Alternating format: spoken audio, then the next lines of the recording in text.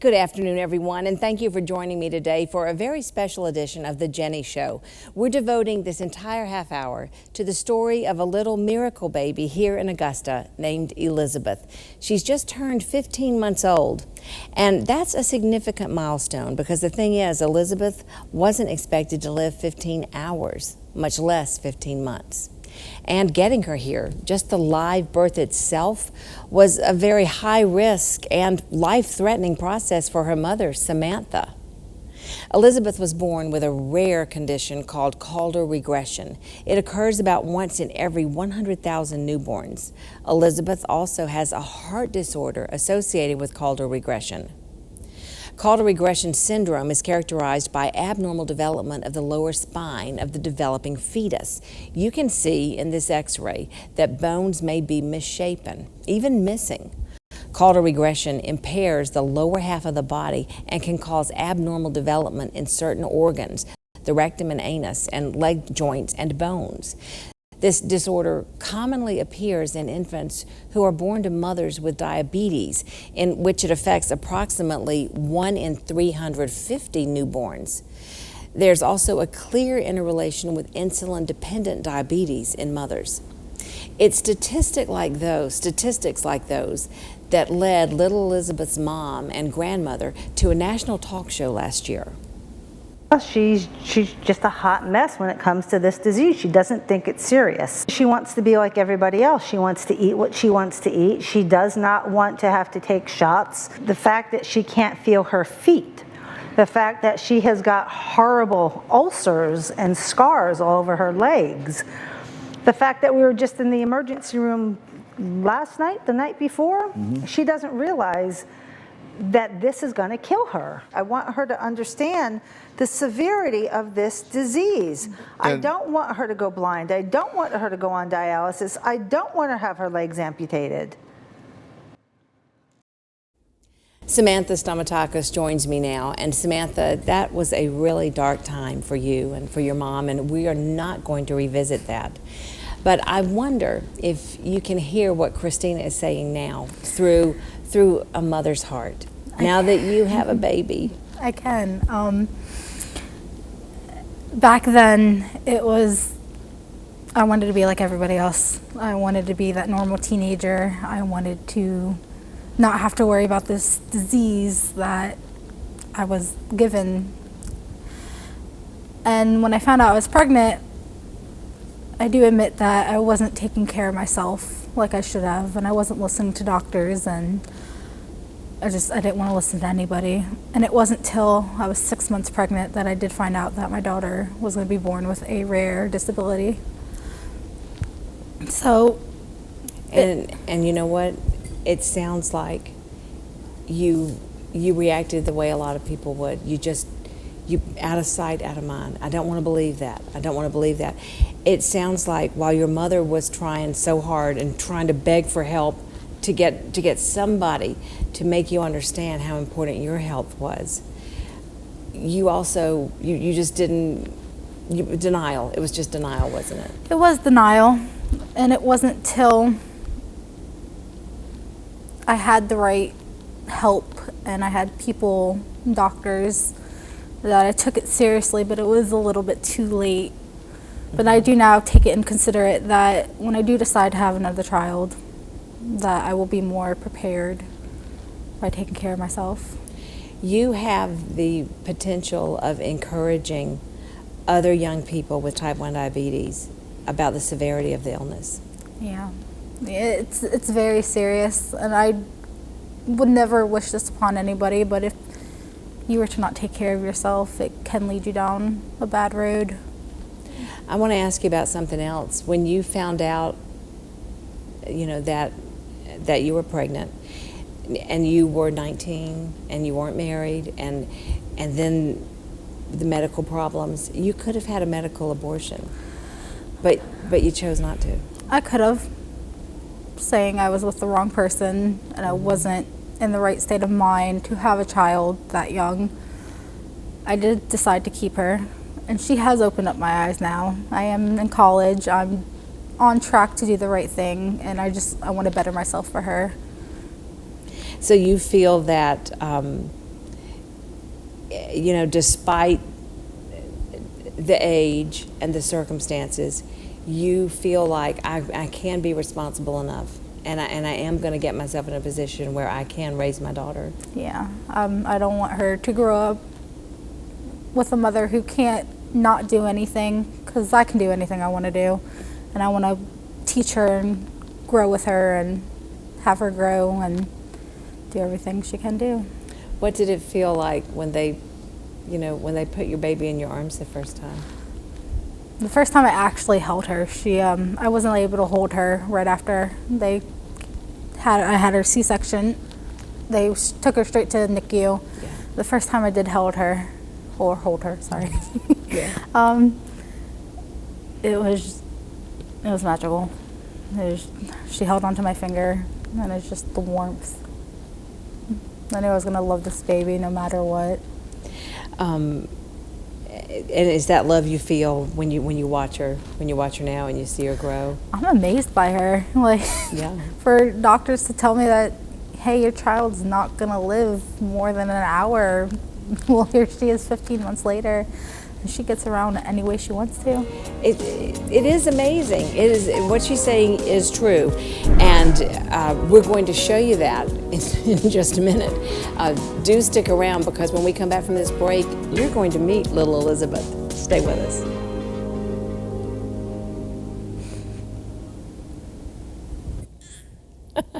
And you are looking at 15-month-old Elizabeth Stamatakis, and Elizabeth is on the move. She has been entertaining us in the studio because Elizabeth can get around on her little bumpus chair right there. She can't use her legs, but boy, can she use her, wow, okay, roadblock. Wow, can she use her upper body? Yes, indeed, and she can use her lungs, you can tell too. I want you to meet Elizabeth's grandmother, Christina Karina, and you met Samantha already, Samantha Stamatakis, and I'm just so pleased that y'all are here because I've known Elizabeth's story since before she was born. And I've talked at length to Christina about the different challenges and the fears. And Christina, when we look at this baby today, oh my gosh, I just can't help but thinking back to a time when, I mean, you all had decided to go through with the pregnancy basically to donate organs. Yes, they told us she wouldn't live. So it was about donating her organs to a child that would need them and making funeral arrangements for her. Yeah. And thank God, none of that happened, and she's a little spitfire. She is beautiful, and she's so active. I think that's what surprises me the most. She's just active as any baby. She doesn't stop, does she? She doesn't know that. Only we do. She's just a happy baby. Yeah, she's a happy baby. And she's a happy baby. She is. Now, I was explaining a little bit about her chair, but you all can do such a better job about it. The Bella's Bumbas is a nonprofit that my ex-sister-in-law actually found them for me. She wrote to them, they sent an application. The Bumba seats actually won't fit her the way her legs are formed. Okay. So this was a chair that we had that fits her. So I sent it to them. They made it into this wheelchair and sent it back to me. It is amazing to see, and I mean, I knew that the studio floor she would be great on, but the carpet's not even bothering her. Nothing bothers her. She's just as good getting out of it once we unbuckle her. Yeah, let's take her out. Come on, go ahead. Can she get out by herself? Oh yeah, come on, come here. She's like, no, I'm not getting out now. Yeah. You want to get out? So put me on TV? No, I'm not going to cooperate. Come on. Come on, Elizabeth. There you go. Show us. Wow. Go ahead. She's hanging on for dear life. She's playing a game. She's totally flirting with the audience now. Okay. So Samantha, tell me what this is like for you watching this little baby. I mean, and there she goes. She goes right out of camera. We see her head. Come here. Can you make her mind you, Samantha? Can you make her come to you? Elizabeth. Come here. Elizabeth. She's like, no, I like all this other stuff. Come here. To watch her is just, it's amazing. Yeah. She's a miracle. From not even before she was born to doctors telling me that my baby wouldn't be alive more than an hour after birth because of her heart. Come here. But here she is 15 months later. She's exploring everything, and you can see Christina start to move out of camera before she pulls the monitor on herself. Now join us back over here, Miss Elizabeth. So explain to us a little bit, how do you deal with baby clothes and everything? Because she has little legs, but they're not developed. Yeah. We save a lot of money because she's still in 6 month to 9 month clothes. Okay. She's 15 months and she's. But Yeah, she's been. And so does she mainly wear little dresses? Well, she wears wears pants. onesies. We just can't put. We don't put shoes on her, but she'll wear pants. Onesies are just the easiest. Yeah. So Christina, I saw this picture on your Facebook page, and the post was so beautiful, and I wanted to share it with the audience right now. It says, "God, make my life a little light within the world to glow, a little flame that burneth bright wherever I may go." You have said all along that she has a purpose. She does. She has a purpose, whether it be to open her mother's eyes, whether to be to open others' eyes. I don't know, but she's here for a reason. She's got my heart. She's got everyone's attention. She's just a happy little baby, and she's a joy. Can we mention that grandmother's heart too? Because I also remember when the grandmother said, "I'm not going to have anything to do with this baby. This is your baby." Yeah, well, Samantha's doing the right thing. She's going to school. She's in college. She's bettering herself so she can raise her child. And it's going to take a village, no matter what. Right. I mean, it's going to take a village and then some. But I think... In fact, we have a village in the studio right now, which you can't see off camera.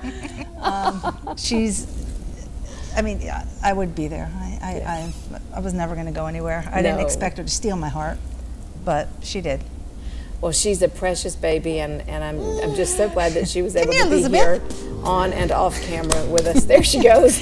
Okay, so this is the thing. Okay, maybe she's going to go into the technical side of TV. She wants to know about all these cords, I see. Well, listen, folks, when we come back, Elizabeth's doctor will join me, and she's going to shed a little more light on caudal regression and what physical challenges she'll continue to face. Stay with us.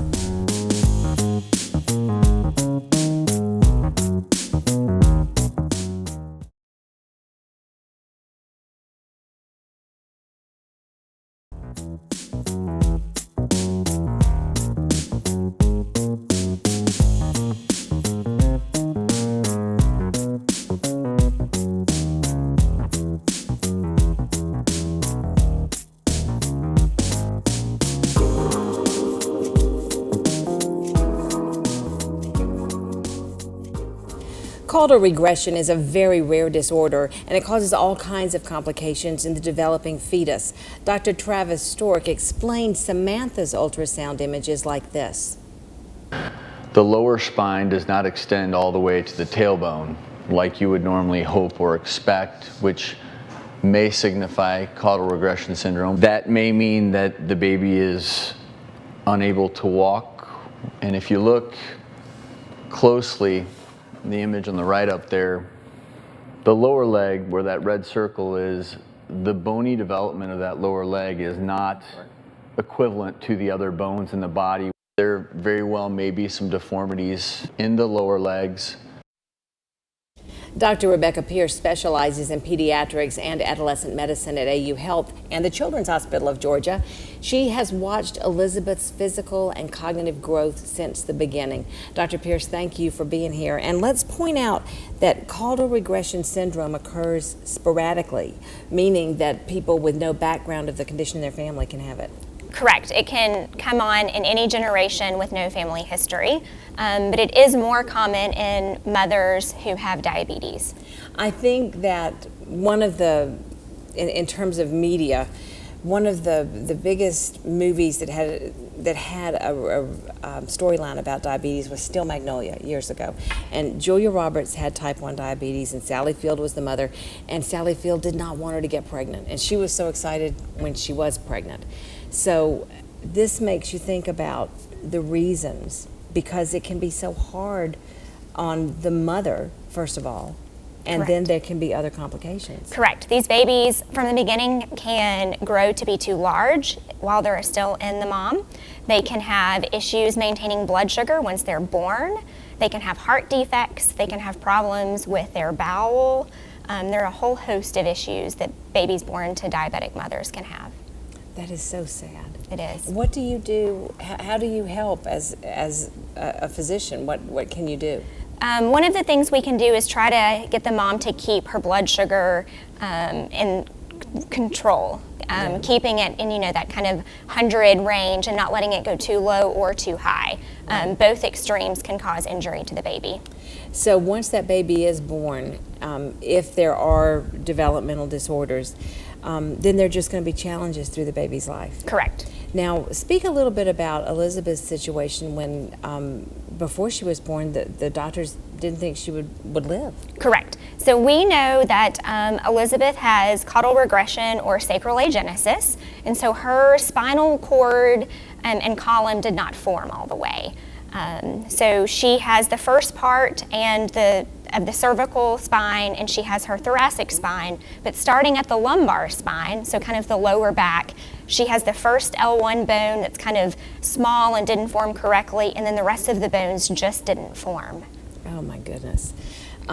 We saw the video, and we've seen how she can get around. Yes. So as she grows, does she move into like a little child-sized wheelchair? She will. She will definitely have a small wheelchair that will be made for her so that she can tackle anything. Well, she seems pretty fearless right now, doesn't she? Most definitely. And if you want to know how you can help Elizabeth and how you can support this family through a unique fundraiser, you're going to want to stick around. Robin Kelly joins me later to talk about her salon's upcoming haircut-a-thon, Happily Ever Elizabeth.